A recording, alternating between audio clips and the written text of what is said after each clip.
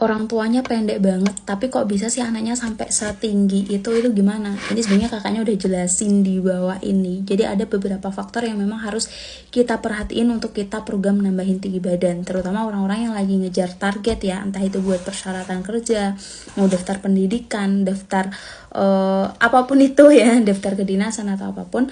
Nah itu kan pasti targetnya sekian dan harus punya waktu sekian, itu harus benar-benar dikejar.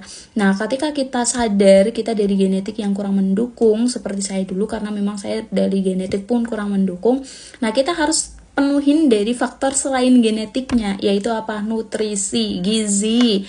Itu sengaruh itu, tolong. Hasil dari saya belajar riset, memang kenapa Indonesia itu menjadi salah satu salah satu negara dengan mayoritas orang-orangnya itu pendek-pendek, karena Indonesia sendiri itu cukup kekurangan dari segi gizi dan nutrisinya.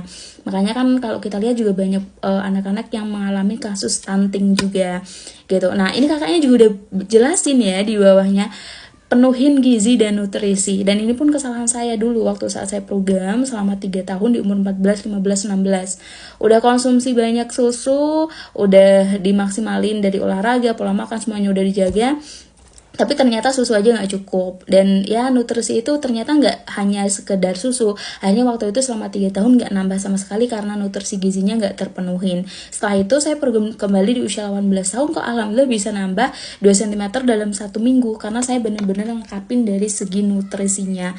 Dicatat ya, nutrisinya itu nggak cukup hanya dengan susu aja. Kita butuh kalsium minimal 1300 mg setiap harinya, kita butuh zinc, kita butuh magnesium, kita butuh vitamin D gitu. Jadi bener-bener nutrisinya itu harus nutrisi yang detail yang kita butuhin buat program nambahin tinggi badan itu apa aja sih gitu. Akhirnya waktu itu waktu program di usia 18 saya tuh bantu nutrisinya dengan konsumsi suplemen yang memang udah mengandung kebutuhan tadi ya yang kita butuhin untuk program nambahin tinggi badan. Akhirnya program saya bisa berhasil di usia 18 tahun.